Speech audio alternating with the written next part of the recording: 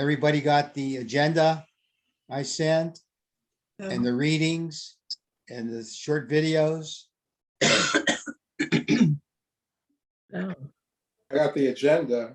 I got the article that Tim forwarded. I didn't receive anything else. Yeah, that's all I got. right. Yeah, me too.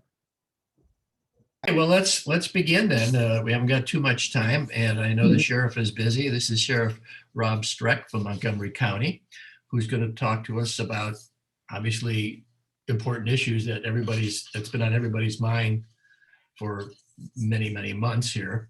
So I'm just going to let Sheriff Streck start. Go ahead, Rob, you're on, and tell us, and then we'll talk about some things. Go ahead. All right. The first thing I'll talk about, first off, thanks for having me. I make sure I got all my notes. Didn't know I was going this quick, so I'm good. So I've been in 2018, I was appointed the sheriff when Plummer became our state representative. So I've been in the job about 2.5 years now. Very proud. Been at the Montgomery County Sheriff's Office for 26 years. It's really the only place I ever wanted to work. So I was lucky enough to achieve that. And then I was lucky enough to rise through the ranks, over those 26 years. So I'm very happy and proud to be where I'm at. And I honestly never thought I would be where I'm at. I really had no desire to actually be the sheriff. I just wanted to run a beat my whole career. And we all know how careers go. Things happen and you end up at different places. So I'm very proud and happy to be the sheriff. And the first thing I'm going to talk about a little bit is police reform. Obviously, that is a hot topic right now. And in Montgomery County, it's been a hot topic. So I just wanted to kind of let you know where we as the sheriff's office are. First off, the sheriff's office, if I was up to staff, I would have about 500 employees. We are the largest law enforcement agency in Montgomery County. We are the 5th largest sheriff's office in all of Ohio. And I am one of 98 sheriffs that is a member of the Major County Sheriff's Association of the United States. So, we have a big sheriff's office. And not many people know, but the sheriff's offices in Ohio have a lot of authority and a lot of legal obligations. A lot of people think we either just patrol the roads or run a jail. Although we do both of those things, we do a lot more. So we are mandated to do all kinds of things for the people of Montgomery County. So we'll start out with talking about police reform. One of the things the sheriff's office has always been a little bit ahead of the game in is back in 1987, the great Sheriff Gary Haynes, who hired me, decided that the sheriff's office should be accredited through a new organization that had just started called CALEA. If you know anything about law enforcement accreditation, obviously CALEA is the main group out there. So he saw something as it was starting. So we were the first sheriff's office in the United States to ever become accredited. So we're very proud of that. But we have 5 accreditations now through different organizations. CALEA Law Enforcement, we are CALEA certified as a standalone, the Regional Dispatch Center, which is only about 1 of 60 in the United States. We have National Healthcare Accreditation for our jail. We have the American Corrections Association accreditation for our jail. And then we were the first certified sheriff's office for Governor DeWine's group for the Ohio Collaborative. So we have a whole lot of other certifications, but what that did is that being accredited, that forces your agency to comply with the best standards and policies out there. So we were already ahead of the game a little bit. So I'm glad he did that years ago. Like I said, we are also certified by the Ohio Collaborative as a certified law enforcement agency. And on top of that, I am one of 12 board members for the Ohio Collaborative. I represent the other 87 sheriffs in Ohio on that board. So the Ohio Collaborative, which is, what Governor DeWine's out talking about and trying to have some standards for law enforcement agencies. I'm one of the 12 board members on that group. So I'm proud to do that. And I put a lot of time and effort into that group. We also, back last year, the NAACP President Derek Forward came out with an 8-point reform plan for the local law enforcement agencies. As of right now, out of the 8 points, we comply with 7 of those points. And the only reason we do not comply with the last one is it's going to take a lot of law changes. And what I mean by that is it is saying they would like a county-wide board to oversee use of force incidents and some other things like that. But in their plan, the members of that board would be elected by the citizens, kind of like they talk about it like being a precinct captain for a political party. Obviously, those kind of things would take law changes, but we do have a group called the Impact Committee that the sheriff's office oversees. And what that is that is a group of citizens, business owners, anybody from the community, and that group gets together and we discuss current events and all that. So we do have a group that looks at what we do, and we have discussions kind of like this. COVID's hurt that a little bit, so we're definitely hoping that we can start meeting in person and stuff again. So, but we do meet with all of those standards that they wanted. I've also committed to Attorney General Yost that on any critical incident, I will use an outside agency to investigate. We used to do all of obviously we're a very large office with a lot of resources. We used to do our own investigations if we had officer involved shootings or incidents like that. We will now have independent agencies come in and do those investigations. And we have done that twice now. Over the last 2 years, had another outside agency. I also have memorandums of understanding with about 5 counties in Ohio and numerous law enforcement agencies inside Montgomery County to where we will do their critical incidents and investigations. Right now, we are as a group, I say a group, the police chiefs who are interested and myself are looking at starting a regional response team for critical incidents, which meets what Attorney General Yost would like us to do and some of the state representatives who's put reform bills out. So Attorney General Yost, his team cannot keep up with the incidents they're being asked to investigate. So these regional teams, I believe he sees as a good compromise to that. A lot of people talk about chokehold and neck restraints. We have not been permitted to use chokeholds or neck restraints unless it was a deadly force situation since the mid 80s. And a lot of agencies are like that. They are generally not taught in law enforcement.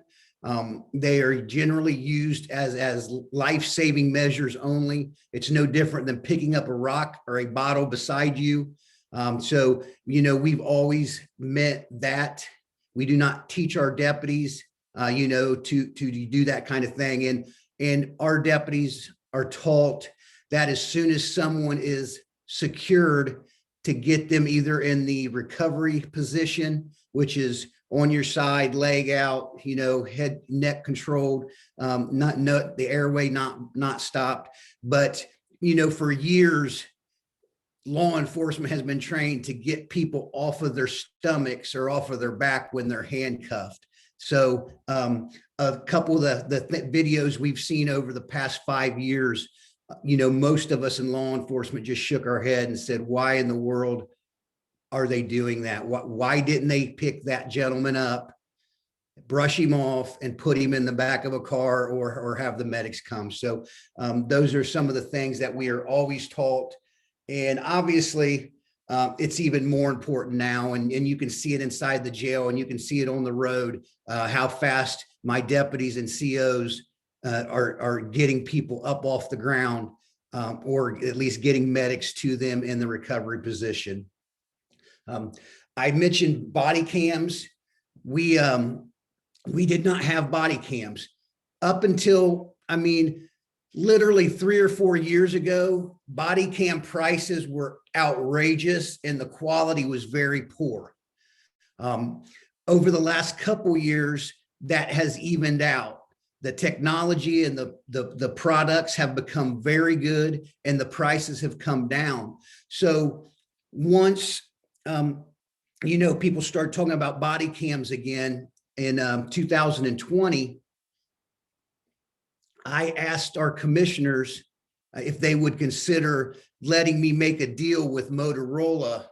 And Motorola was offering very good deals at the time, and they were going to let us finance the cameras. Obviously, I have a very large office and a lot of people needed body cams. The commissioners were so supportive that they went ahead and just made the purchase.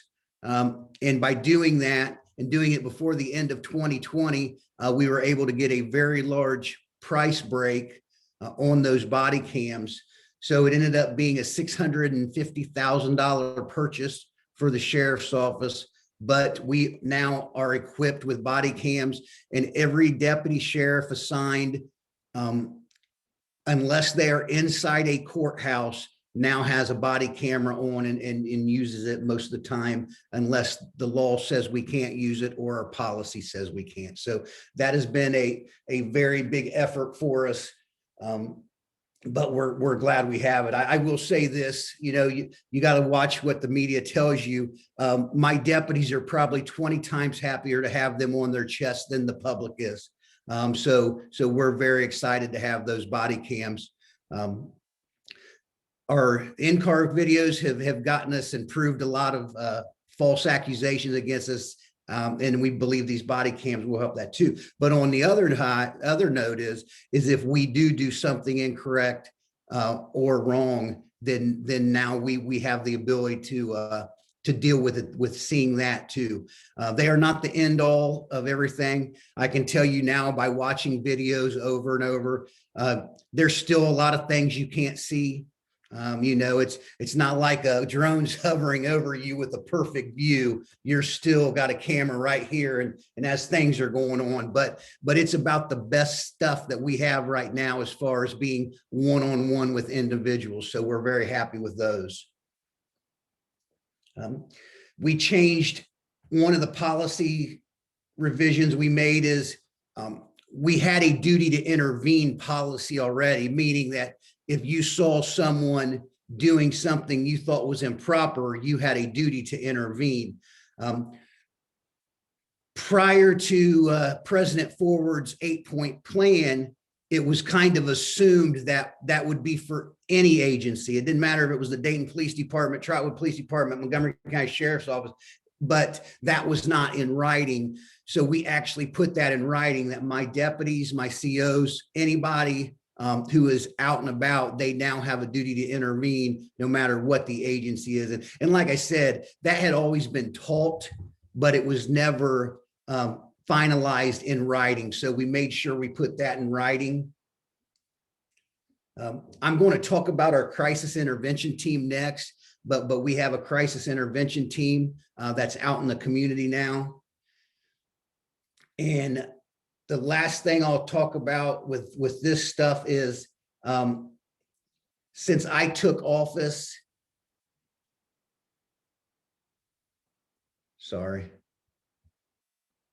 since I took office, we have spent a lot of money trying to recruit, and it's getting harder and harder.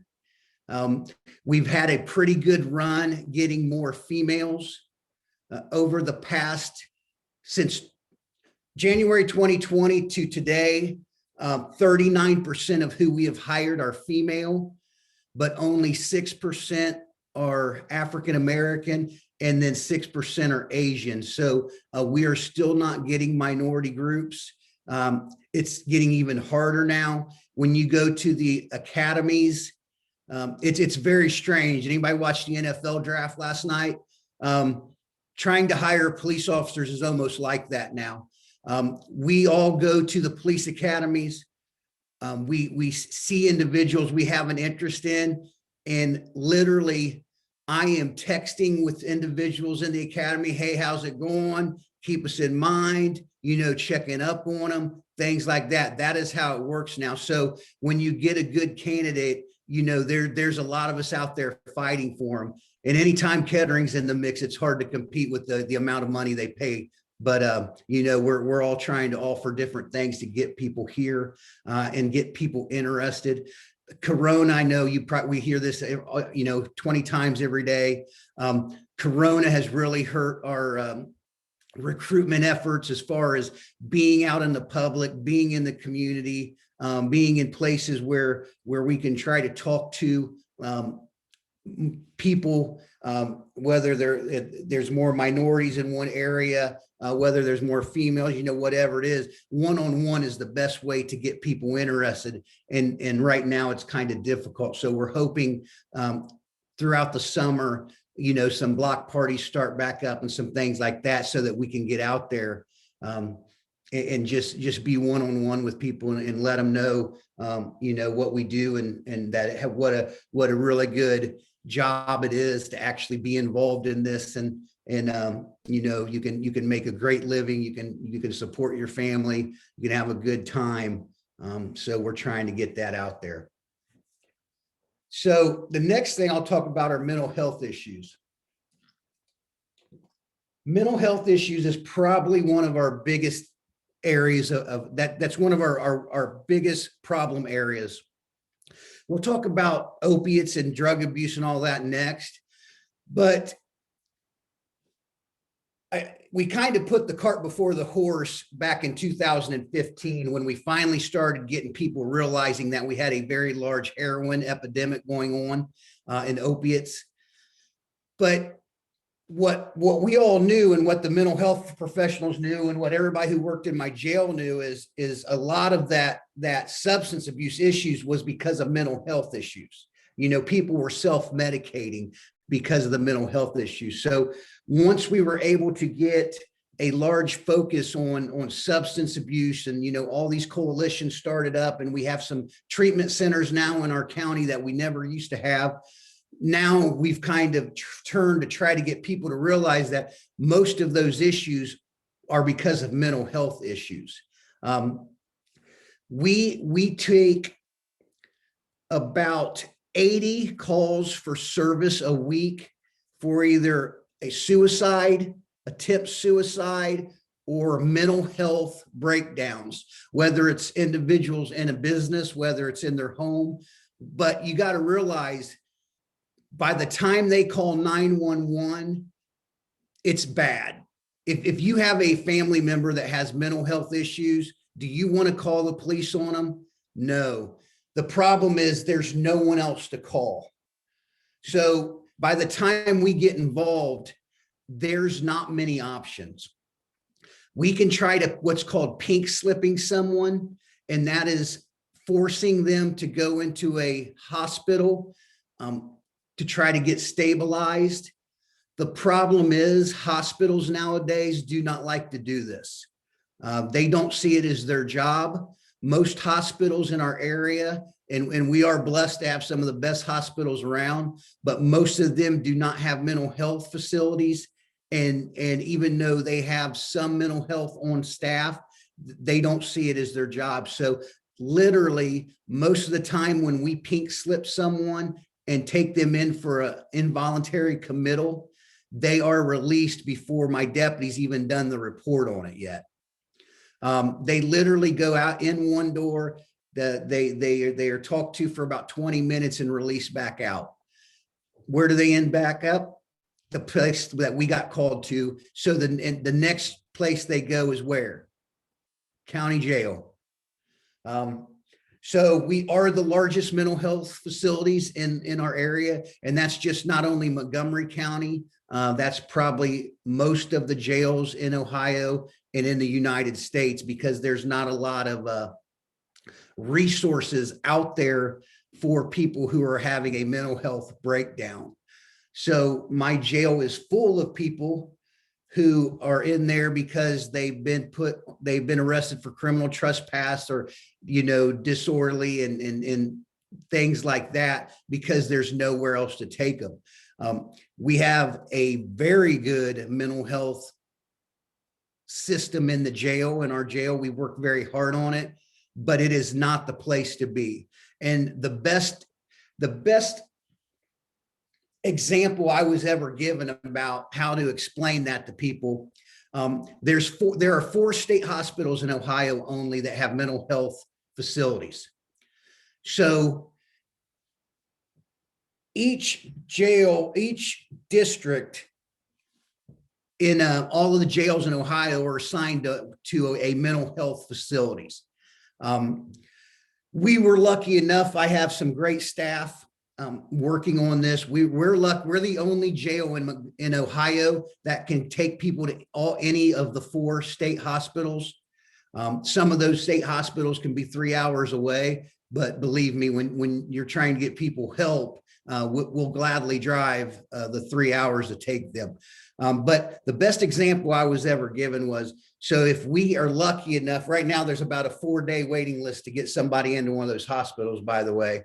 So if we have an individual that's constantly trying to hurt themselves or others, we have about a 4-day wait before we can even get them somewhere where there's professionals to deal with it. But so if we take somebody to the state hospital and they go into a real facilities that deals with this day in and day out, within about 48 hours, they'll call us and say, okay, you can have your inmate back.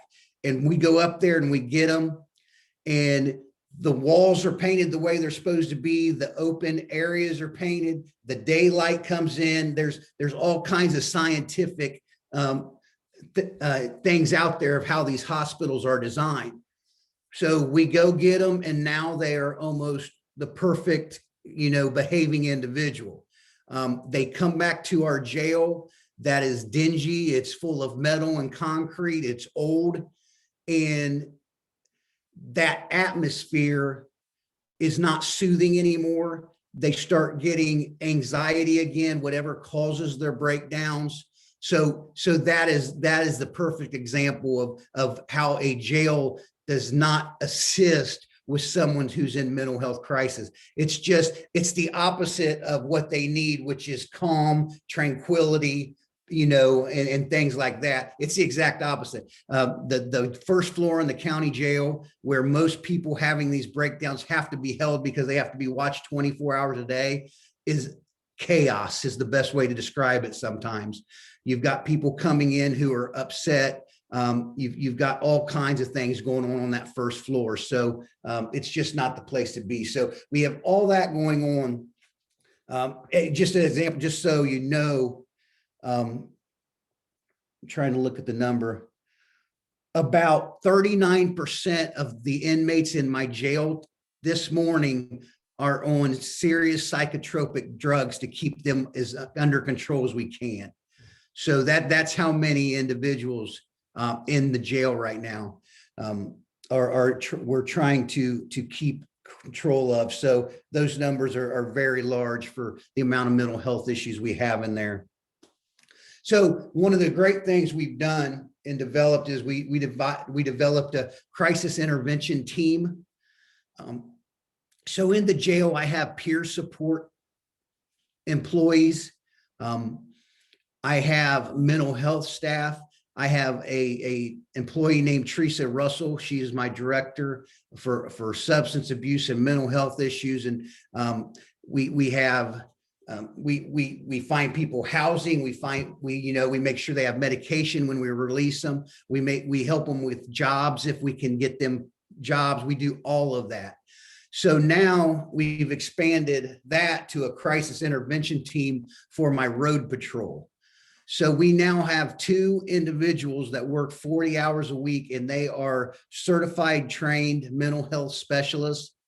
So if there is a mental health call that goes out, or if there's, let's say, a deputy gets dispatched on a disorderly male in Rite Aid, and that deputy gets there and sees that it's actually some kind of mental health issue, then one of my CIT trained deputies who is assigned with our mental health specialist from Eastway Mental Health Services, they will respond to that call for service and deal with that call. They also do follow-ups on all of our calls. They do office visits. But the good thing is unlike, just a police officer that probably has some calls holding in a report to do, the second time you're out on something, like I already talked about, the only thing you really have to do is take them to jail. That's your only option. Well, this team has a little bit more options. We still don't have any great places to take them,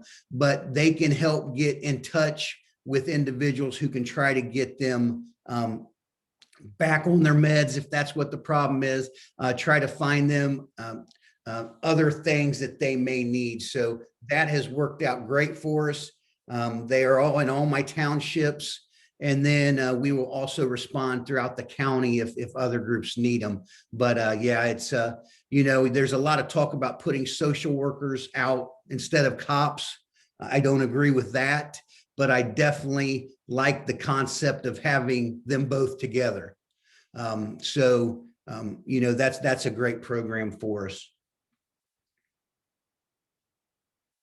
And, we say, okay, is that working? I should say, so the 2 mental health specialists are paid for through a grant through our local Adamus board. So they are paying those individuals through a grant. And then I just had to find the money to pay my deputies. But at this point, it's well worth finding the money from other places to do it. So just as an example, we had an individual who was arrested 85 times for misdemeanor offenses because there was nothing else to do with him. That cost $63,500 for the year at being housed in the jail. So that money is taxpayer money that's being put out. In 2020, that individual moved into one of my townships, and we sent our CIT team out right away, and he has not been back in jail since. So I have lots of examples. That is an extreme example, but you got to realize we have individuals who are having mental health breakdowns that call the regional dispatch center 911 163 times a night. So this is the group that will go out and try to get that person some resources. We've even expanded on that now, and I won't get too far into it. I know we have some time limits, but we now have the authority through probate court to go ahead and take control of someone as far as doing court orders and becoming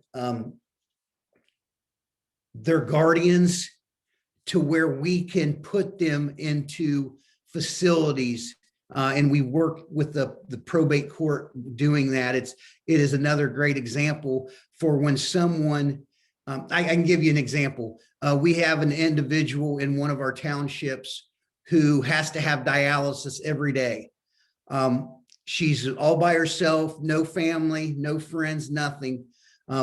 My deputies used to have to go out there and almost kick in the door every other day to try to get to her so that we could get her to the hospital or to get to dialysis because of her mental health issues. So we were able to do some paperwork with that individual to where, we were able to get her resources that we wouldn't have been able to if it wasn't being able to work with probate court. So there's a lot of really good things going on there with that.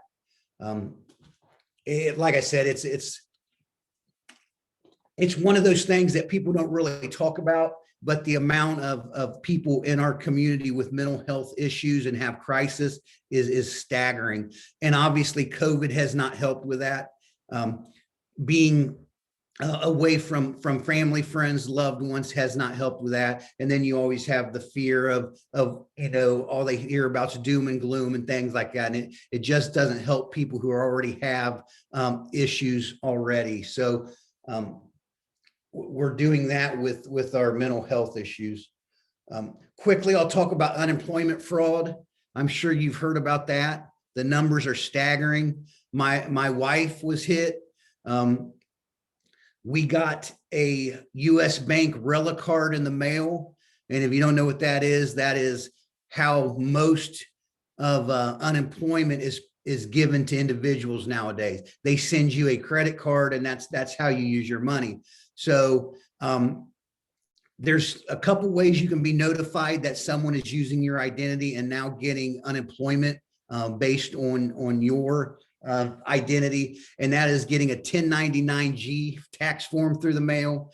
That's getting the U.S. Bank Relic card in the mail, a letter from Ohio Department of Job and Family Services saying that your benefits have now started. And then, of course, if you are employed, your employer can call you up and say, hey, I just got notified that you filed for unemployment. So at the sheriff's office, we get tens of these reports a week of our employees. Hey, your employee Rob Streck just filed for unemployment, and it's like, no, I'm still working here. It is such a crisis that the state of Ohio can't even keep up. It's not a fun thing to go through. Me and my wife were just talking about it. She asked, how do we know that all of a sudden next April, the government's not going to say we owe taxes on $28,000 of unemployment that they gave us.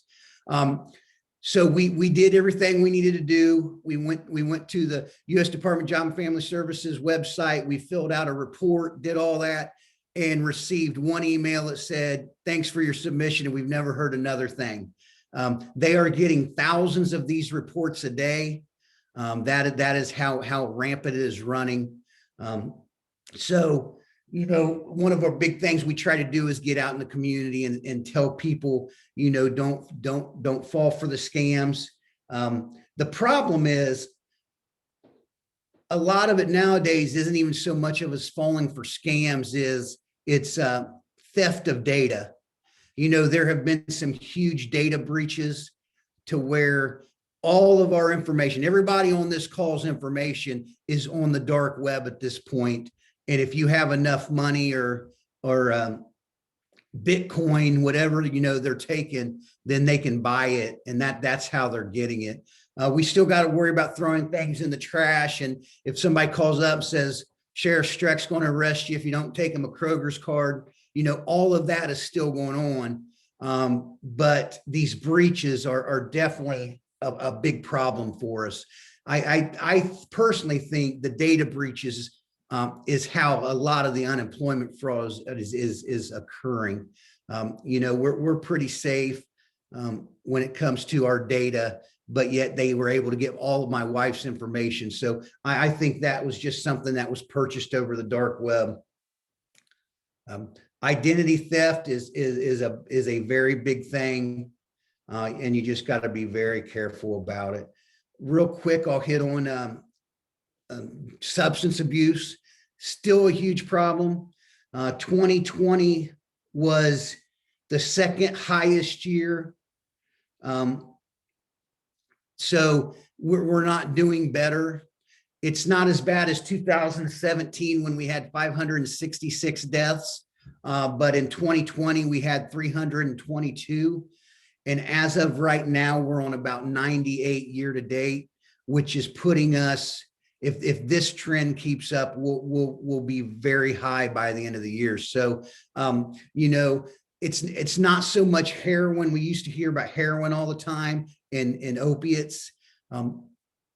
It's not so much that now, but has everybody heard of fentanyl? Everything is mixed with fentanyl now. It's because the drug cartels can produce it so cheaply that they don't have to worry about going and stealing baby formula, you know, different things like that to mix with powdered cocaine or methamphetamines or whatever they're producing. They actually just produce fentanyl and put it and mix it with all the drugs that they're selling. So an individual may be thinking they're buying crack cocaine or powdered cocaine, when in reality, a large part of that is mixed with fentanyl, which is obviously a very powerful opiate. So that is another reason why we're having so many overdoses nowadays. Methamphetamines is very big in our area. The problem with meth is in 2008, 2009, 10, you know, you heard of meth houses. That was a big problem for us. Meth houses don't exist anymore. Why? Because the drug cartels took over making meth and producing it also.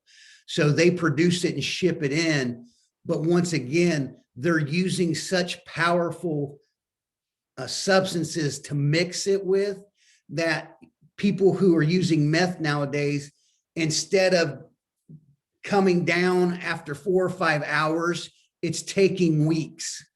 I have people in my jail who's been under a mental health psychosis because of methamphetamines, and they have to be locked down 24 hours a day, and it can go on for a week or two because the drugs have destroyed their minds. So, you know, that is one of our big problems. It's also kind of like the days back you used to hear about people on PCP who had superhuman strength, and it took 20 people to get control of them. Well, this new type of methamphetamines is also like that.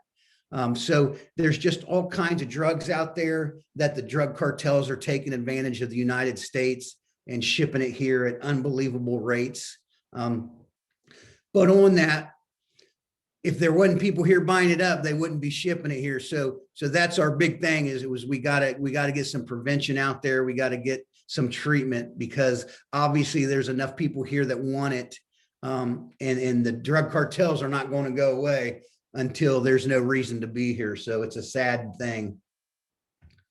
The last thing I'll talk about a little bit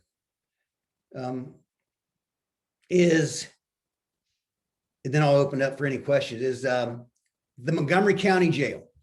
The county jail is going to get a lot of attention over the next year or so. Our jail was built.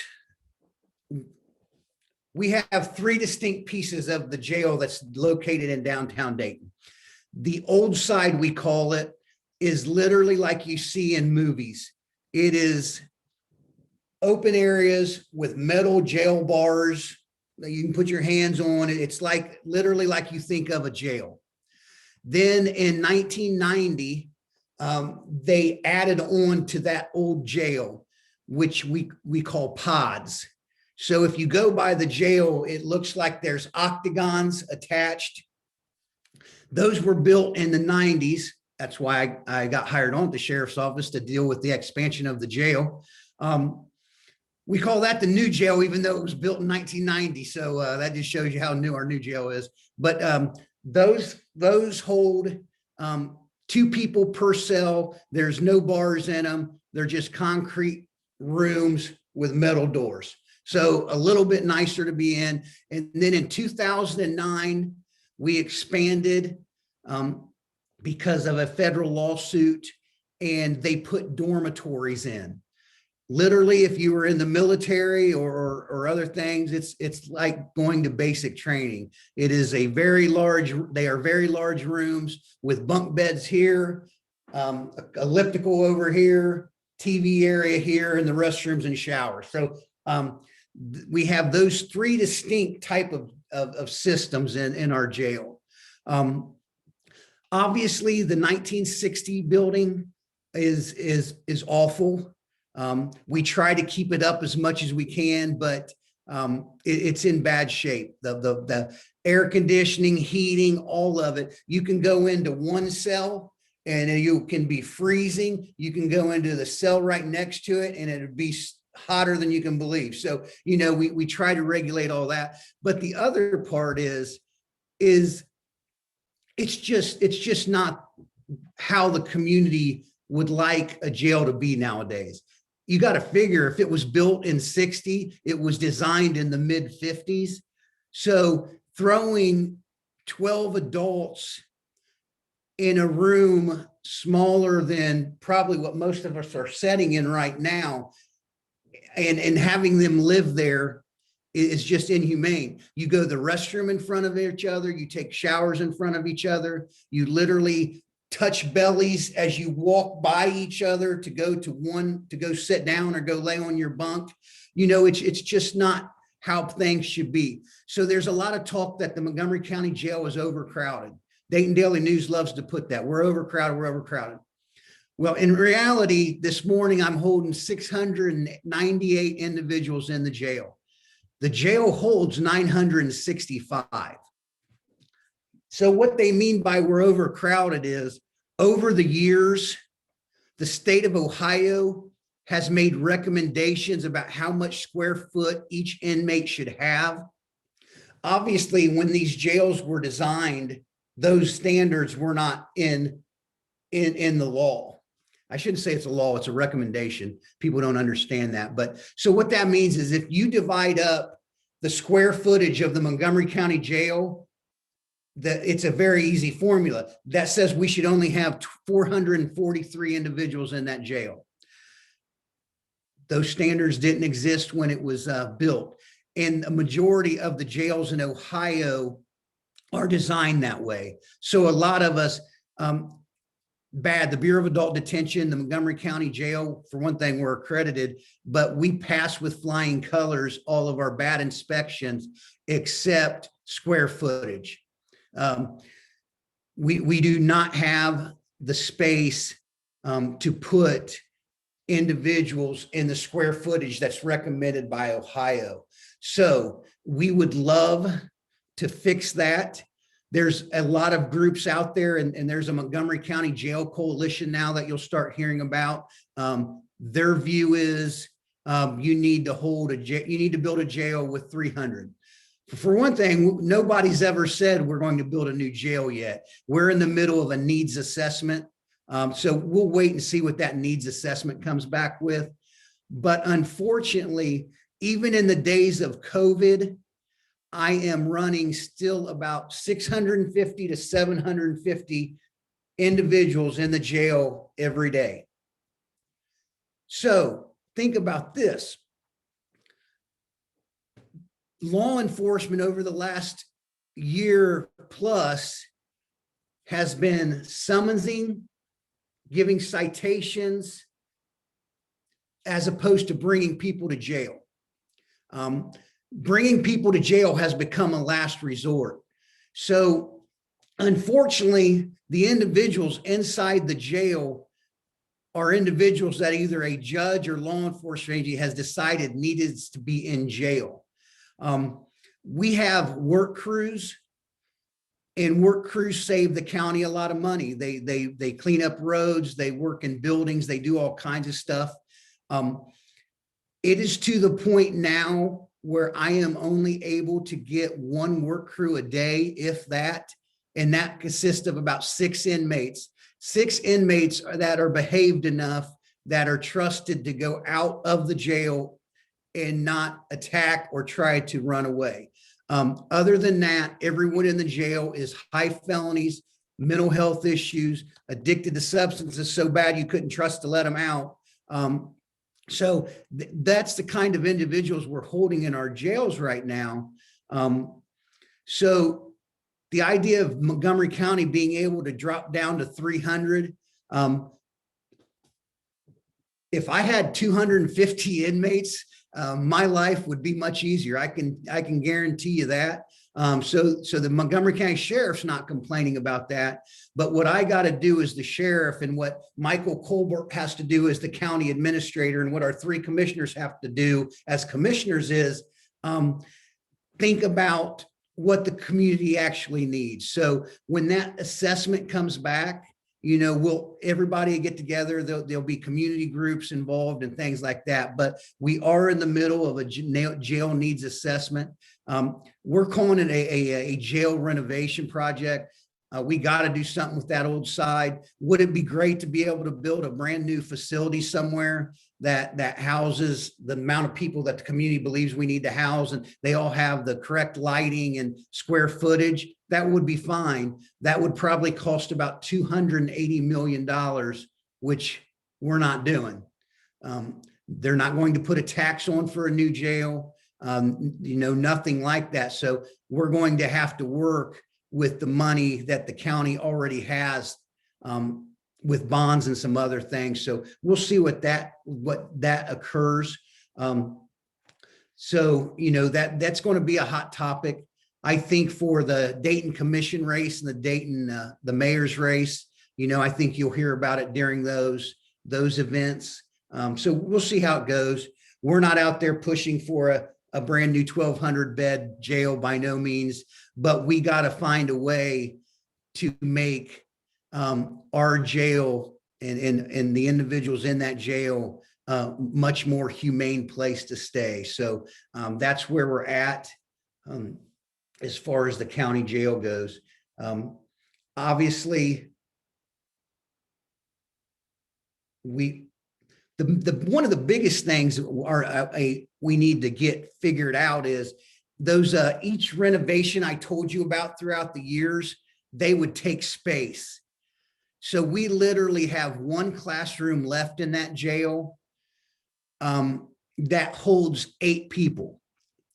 So, we once again, COVID's hurt it, but in a normal year, it's hard for us even getting program in there to help with inmates and things like that. So, we need better medical place, better medical help services, mental health services, places for classrooms and things like that. So it's a big project, and we'll see how it goes. At this point, I don't even know. We're just waiting to get the jail needs assessment back. And I truly believe the jail needs assessment will be much more than we're going to do. So after that comes back, we'll have to sit down as groups and figure out what we can afford and what we really need.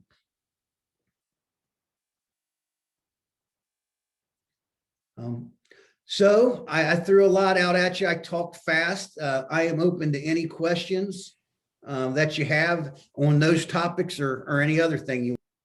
Okay. Thank you, Sheriff. You do have a lot to unpack there. Let me do this. There are several good questions in the chat window. I'm not going to start from the very beginning as they came in very quickly. They're kind of random, but things that you kind of touched upon. First one from Larry Arcott. From your own experience at the beginning of your career, and if you could check the chat window, I'm reading this from the chat window, so it's all there.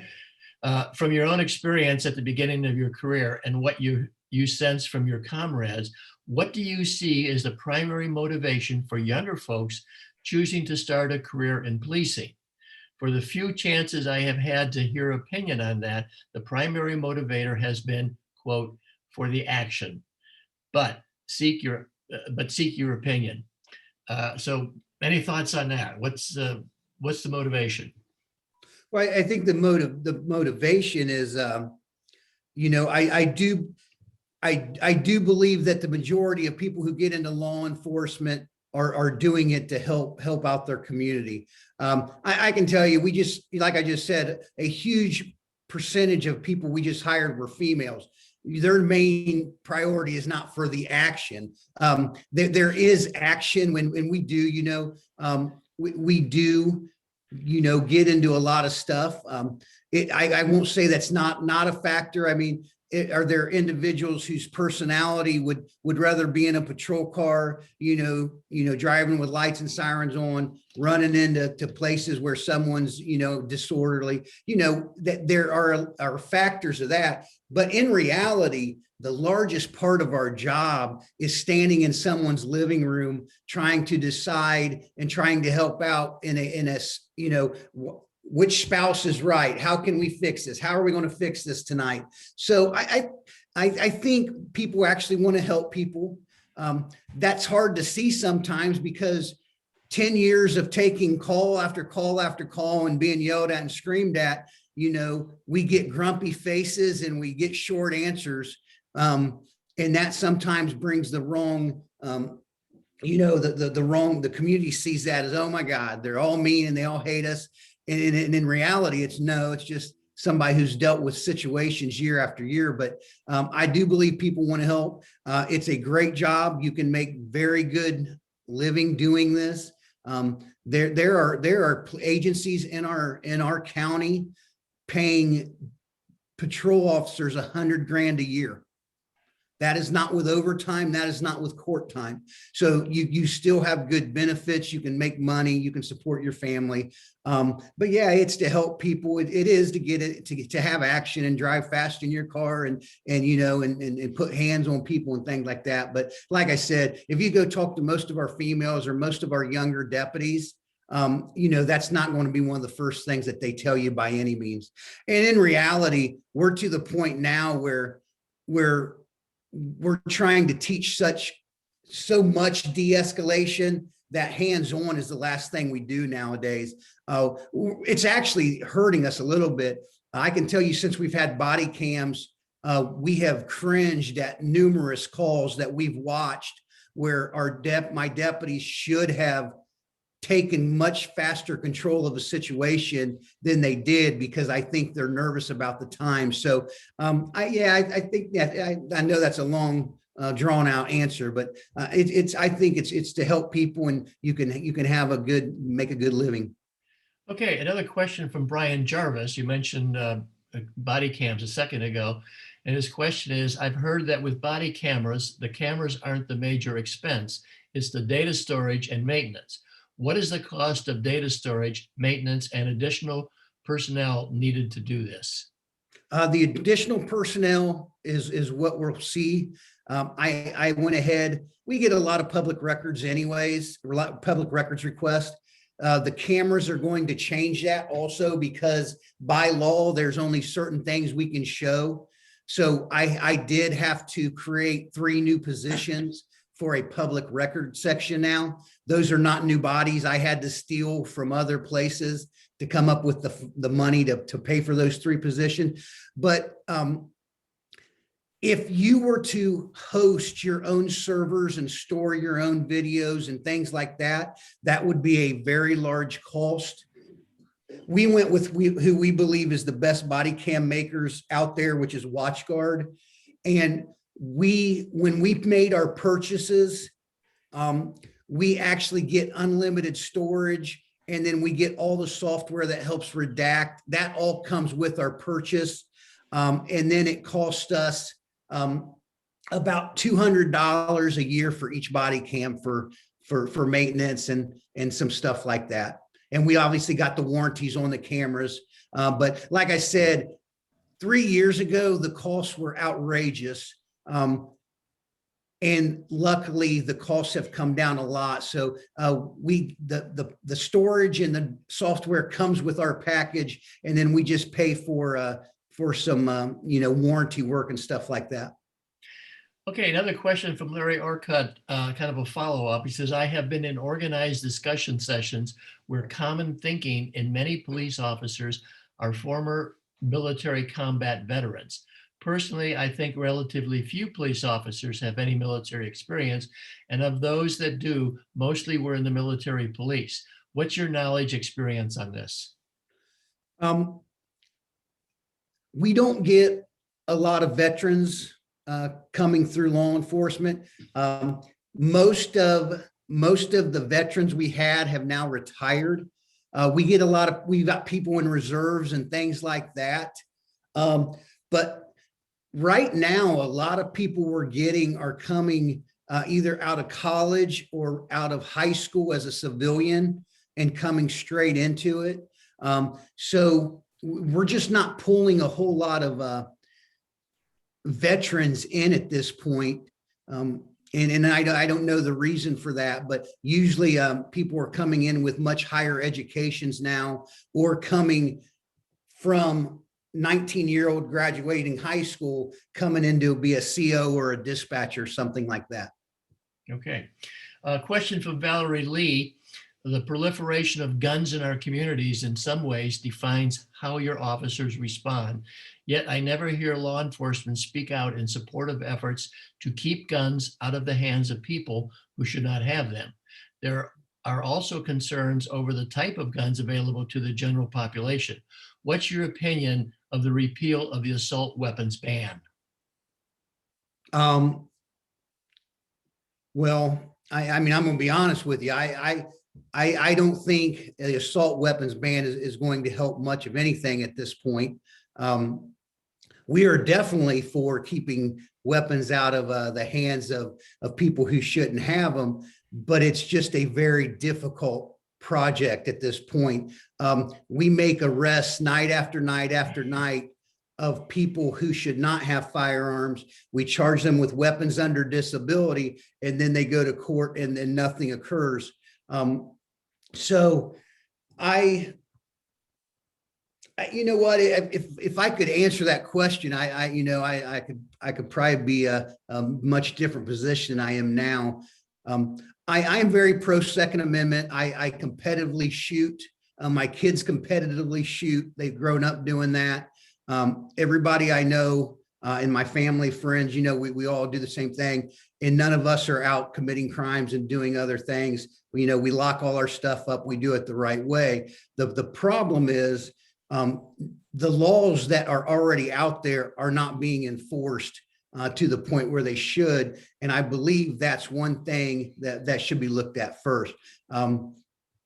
A lot of the law enforcement agencies don't come out and talk about bans and things like that, because for everybody who wants an assault weapons ban, there's 2 or 3 more that do not. So it's another one of those things to where, half your community wants something, half your community wants the opposite of that. So that's one of the issues there when it comes to 2 very controversial issues are firearms, and the other one's marijuana. So Okay. half the community wants weed legalized, and half of them don't. And it's up for the lawmakers to decide, and then we'll do whatever they say. Okay, from David Vomaca.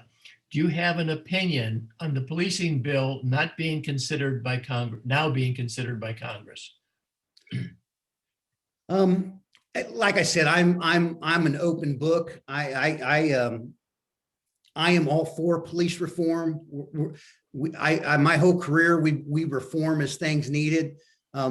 So as long as it's common sense reform, I'm all for.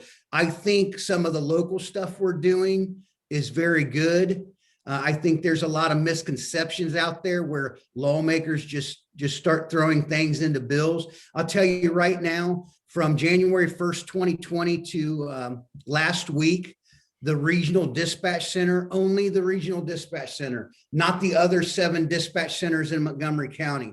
The regional dispatch center in 16, 18 months, we've taken 1 million calls for police dispatches. So, there's a thought process out there that the community is afraid of us and they don't want us around. That is not correct. We are getting called more to assist individuals more than ever. So I think we have to remember that the majority of the community likes what we're doing. I think that law enforcement needs to be accountable. If somebody makes a mistake, if somebody does something illegal, then they get treated like every other citizen out there. And I think we're starting to see that. But once again, I'm for reform as long as it's not thrown together. I can give you a quick example. For some reason, a month ago, they passed a law saying you could no longer handcuff a pregnant female or restrain her in any way if she had a baby in the last 6 weeks, is pregnant, or had a miscarriage and abortion in the last 6 weeks. Well, that has thrown us into, even though we don't know of one situation, and having one of the largest jails in Ohio, having thousands of arrests each year where this was an issue. But what this has done is this has put employees, pregnant females, and their unborn children highly at risk. So now, because of this law, when we get, and I could name 5 names right now that come in a lot, that have to be put in a restraint chair.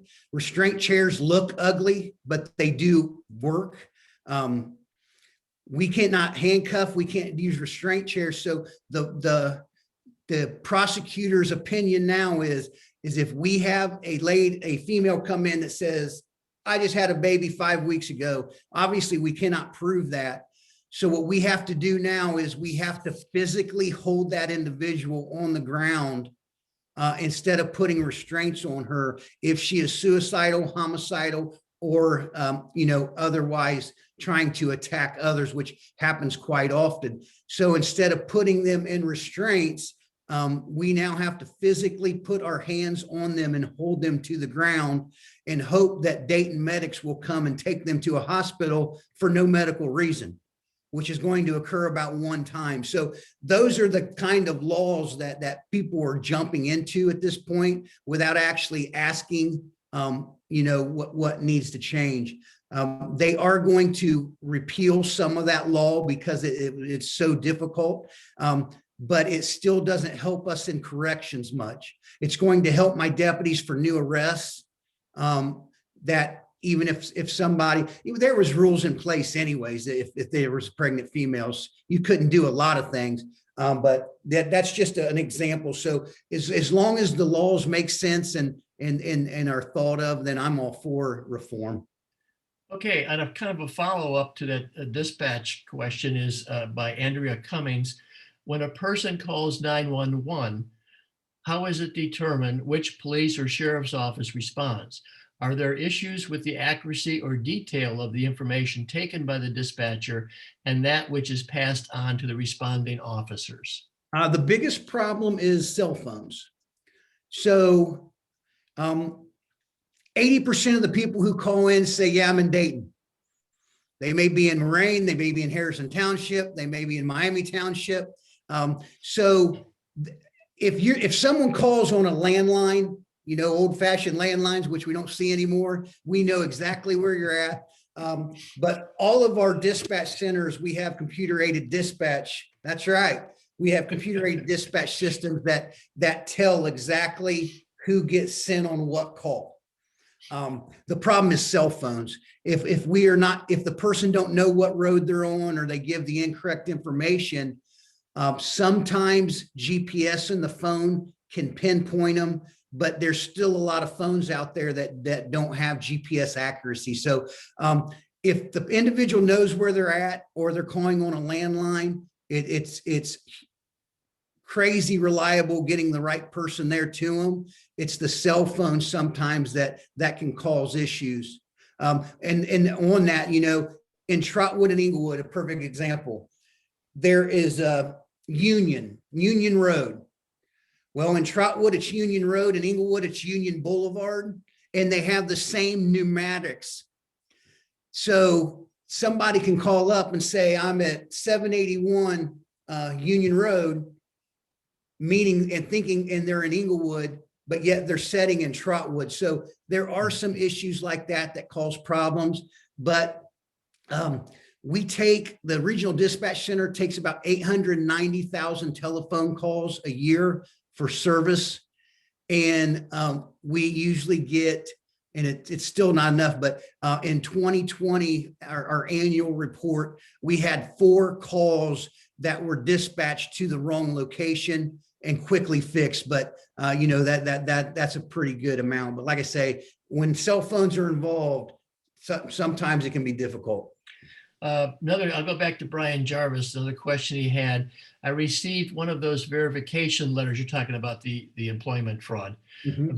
Verification letters that you mentioned regarding an unemployment application being filed in my name.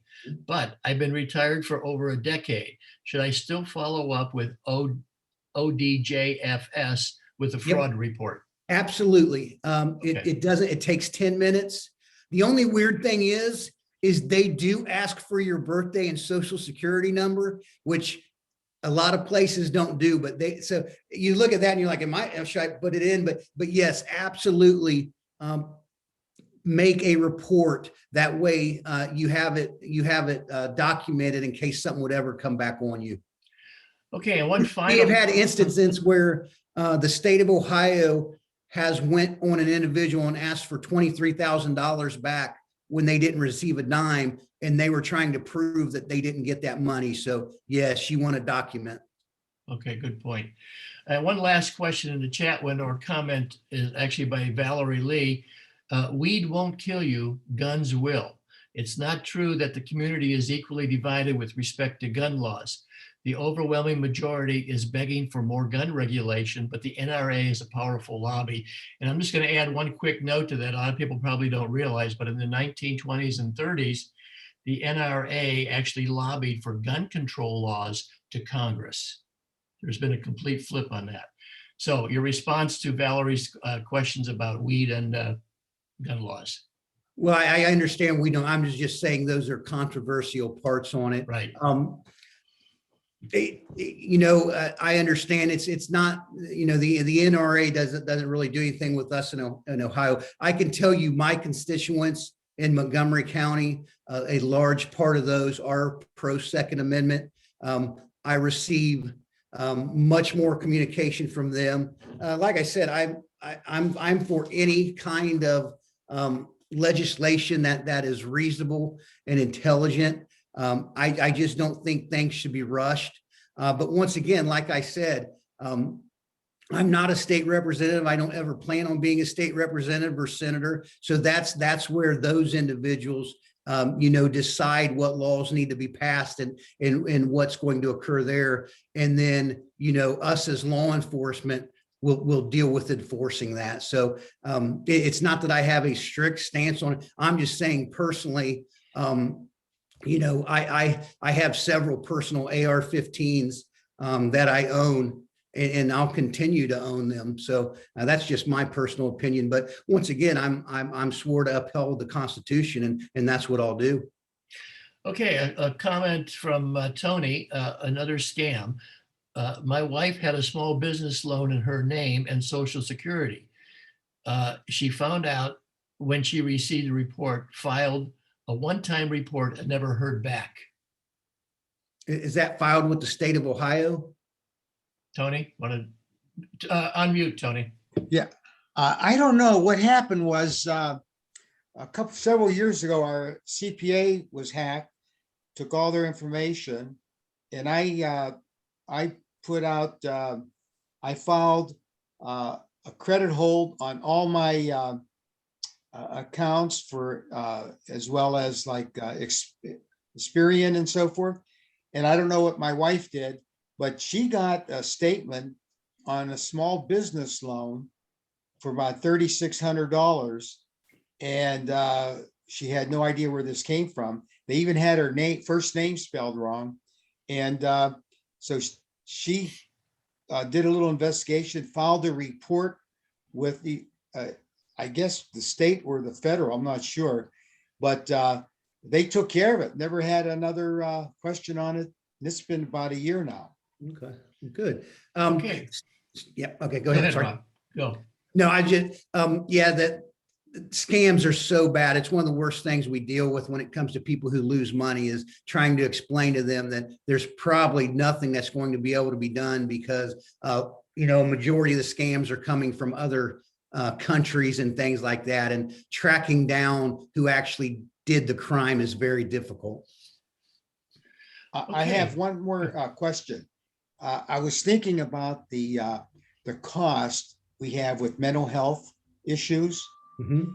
And what what has been done to evaluate the cost of doing what is needed for building the facilities to handle mental health versus putting it all into the other programs they have? Every time we get close to a crisis intervention center, something happens. Between the sheriff's office and a few CPC judges and Adamus, we have been lobbying for a facilities in our county for numerous years. We've come close a few times, and then 115 came in, which is a substance abuse treatment facilities in our county now. And a lot of people who hold the purse strings thought that was going to be the answer, and it is not. So we're, once again, some judges and some other people were trying to get momentum back on trying to get a place where you take someone having a mental health crisis as opposed to the jail. But those, those costs are out there. There are many places in the United States that have done the right thing and have the right places to take individuals, and that can be proven every day at those locations. We've done a lot of field trips to different areas and seen how they do it. It can be done right. It's just right now, every time we get close to people, putting money in a center like that, something usually falls through. Okay, I'm going to open up. Anybody else have any other questions? They could just unmute and speak up. Any other questions for Sheriff? Okay, go ahead, Larry. Yes, what is your interface with the Dayton Police Force? You mean our relationship? Yeah, it looks like you at times have overlapping issues. Yes, it's very rarely when we're not together with each other. So we do have a very good relationship with Dayton Police. I have a very good relationship with Chief Beal. He's retiring, but so we've been able to do a lot. But yeah, you're exactly right. Everything that they're dealing with, we're dealing with. So we do a lot of things together. We're trying to do more together. I'm hoping that with a new chief, we can even do more. I would love to have a regional training with Dayton, regional property. There's all kinds of things I think we could do because we're both downtown to where we could save taxpayers money. So we'll see how that goes. But I can tell you this, a majority of the counties, the sheriff and the chief of the major city can't even be in the same room.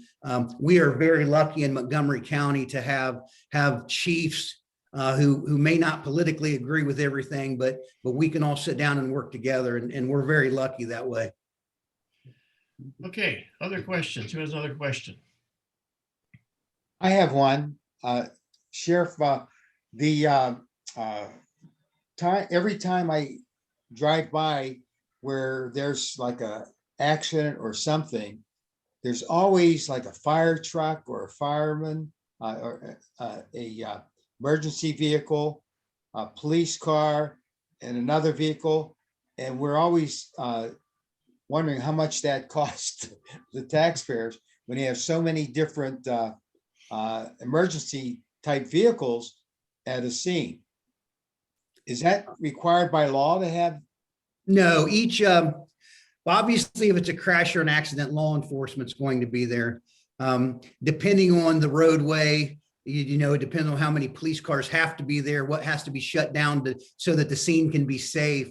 But each I'm telling you what, dispatching for fire departments is one of the hardest things you can do because each one of them sends different apparatus to everything. So on a heart attack, a full arrest situation, the Dayton Fire Department may send 3 pieces of equipment, but the Brookfield Fire Department may send just a medic. So you got to enter that all in, but it's strictly based on what the fire chief, or maybe, he obviously has to answer to mayors and city council or township trustees, but it's just solely based on their plan for what is dispatched for one of 400 types. It can be crash with injuries, crash involving a gas line, crash, it's just that when you see a list of what you have to build and dispatch for responses, it can get crazy huge. Okay, thank you. Okay, other questions? Andrea? Yeah, early on, you talked about the state of Ohio only having 4 mental health facilities across the state. Are the people that live close to those facilities being any better served than the ones that don't live so close? So those are state-ran facilities, which means they have to accept inmates. So you can have other hospitals in the state that may have mental health facilities, but they do not have to take our inmates. So that's what I mean by only 4 that have to take our inmates for mental health. But yes, I guarantee it.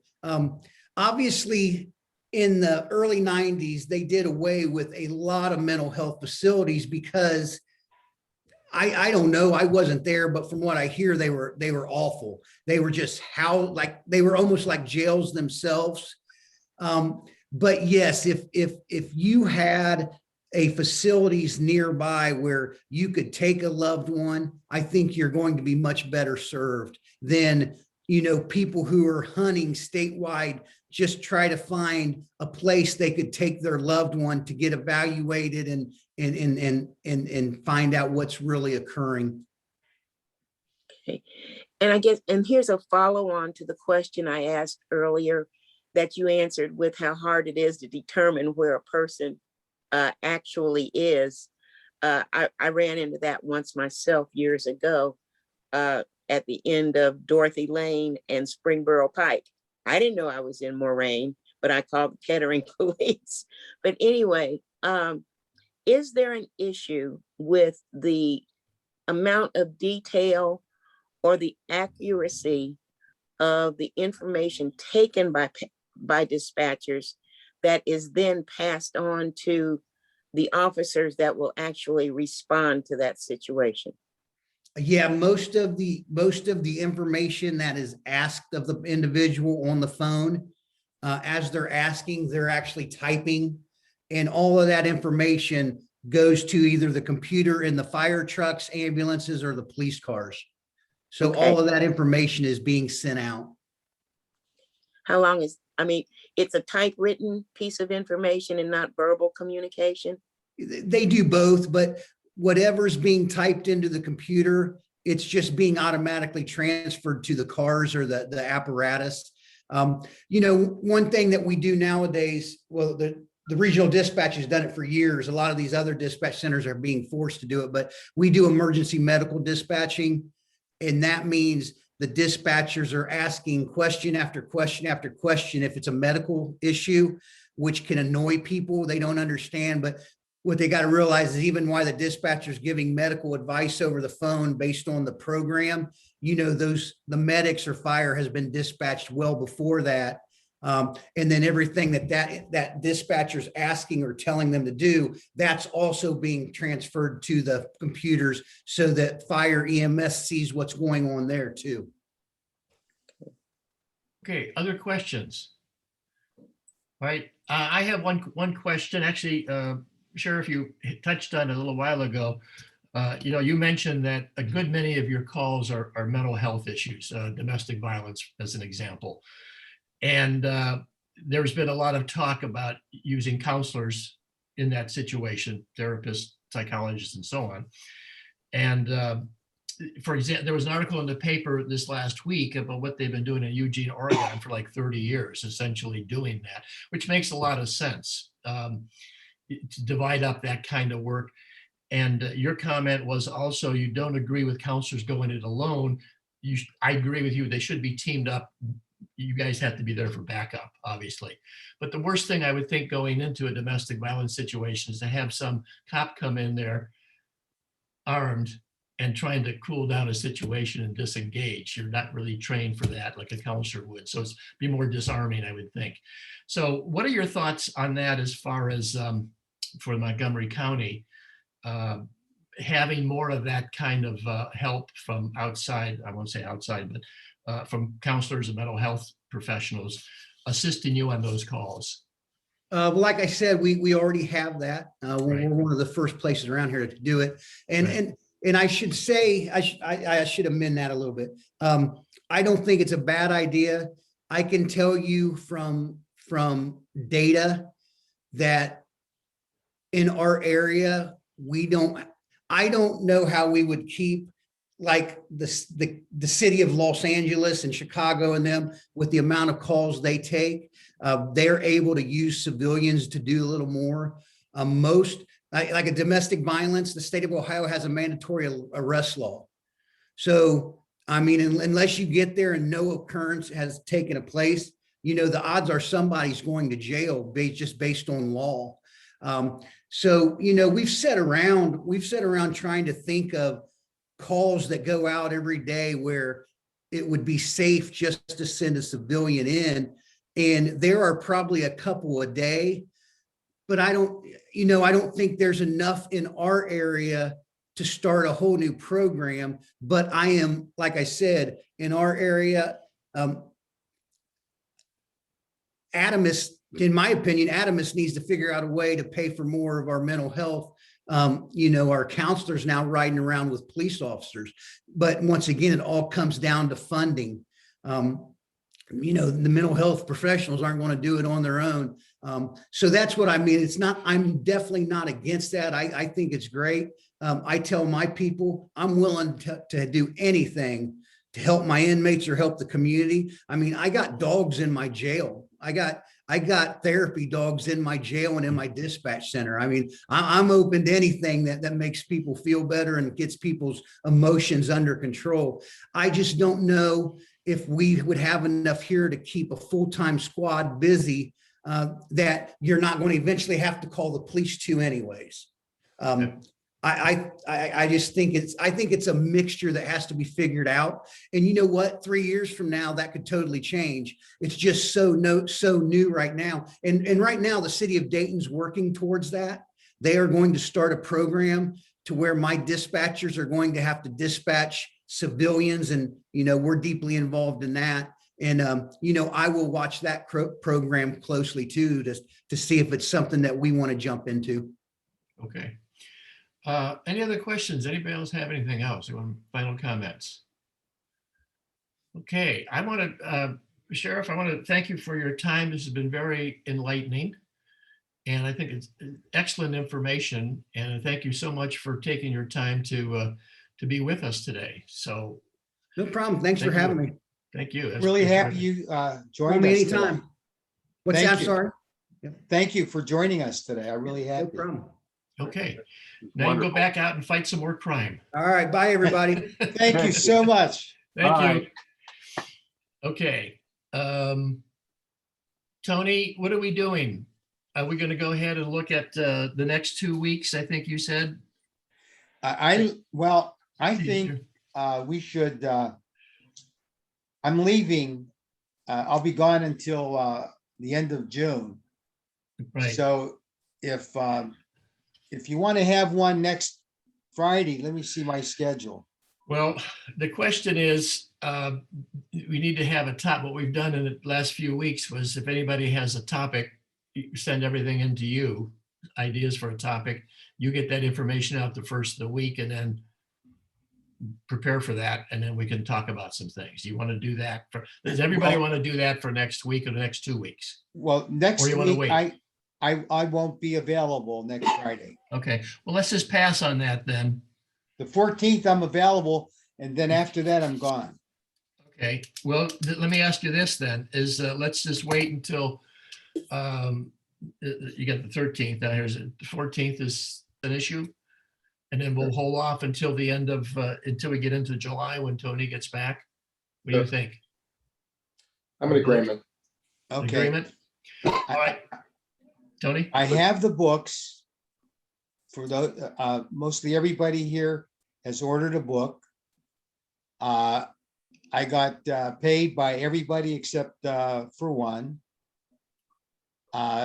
So I will be happy, maybe if the 14th could be a good day and a good time. Who would be interested in going to the museum? 2, Okay, I could do that. 3, it doesn't matter to me. I could do museum or I could do Zoom. Well, you want to continue with the Zoom here for a while? Is that what What? everybody's thinking? Okay, we could do that. What do you think? Well, how are we going to get our books if we That's don't why have an that's in-person? why I would do the museum. I could pass out the books at the museum. And we could just sit around and talk about something. Yeah, we don't have to have a meeting other than just if you looked at my agenda that I sent out, Mhm. I suggested we get together maybe in July, pass out the books and just talk about structuring our program when the new museum opens with the great decision books. Because there will be 8 programs that we could work on. It'd be nice to be at the new location when it opens up, because they'll have all the facilities available for us to do our programs. Okay. Does that's that what I- make sense? That makes sense to me. I think we just wait until July. Things will be different anyhow then. Meet at the museum, get our books, just discuss some things, and then get back on Right. track with discussions. Everybody in favor of that? That's great, because my ability to attend in June is going to be severely limited. Well, no, we're talking about We're July. gonna do July, Andrea. Okay, Oh, that's Is that great. good. okay? No, I Okay. said, that's why I said that's great. Okay. Okay. Okay, That's what we'll do. David, is that okay with you? I'm not going to be in town for a big hunk of July, but carry on without me. You've done fine without me. Okay. Yeah, Well, we we'll don't get- need you, David. We'll take Yeah, I care of it. know. All right, Catherine? Okay, Okay. you're Larry, good? Okay, so Fine. Larry's good. Sounds good. And Ken okay. is okay. All right, we'll do that. If you want, we'll have a Zoom meeting in the 14th of April. Of May. Okay. No, I thought we weren't gonna do anything until July. Okay, let's do it. Let's do that. Okay, you contact us in July and then we'll take Okay. it from there. All right, Great. so, and then I'll get your book. We'll hook up together, Tim, maybe. Yeah, I'll get back to you on that because I'm, yeah. All right, if anybody Okay. wants their books, I'll let you know when I'm hooking up with Tim. Maybe we'll meet at Panera Bread for coffee Sure. and do Oh, you want that. to do it up in Austin? We could do that. Is that what you mean? Okay, Whatever. So we're not doing anything May 14th? No, Okay. we're gonna wait until July and we'll just Okay. regroup. And then we can get back onto our regular schedule with the great decisions, these various Okay. topics. We have our books. now there are not, we have some books left over from last year. If you want a book, let me know. There's about 6 or 7 of them. Just make a small donation for last year. Let me know, okay, for the museum. All Okay. right, All right, sounds good. thank you. Thank you, Have a everybody. great weekend. We'll see you in a couple months. Great program. Good to see you, Andrea. Take care, Thank you. everybody. We'll You see guys. y'all. thanks. Take care. Thank you very much.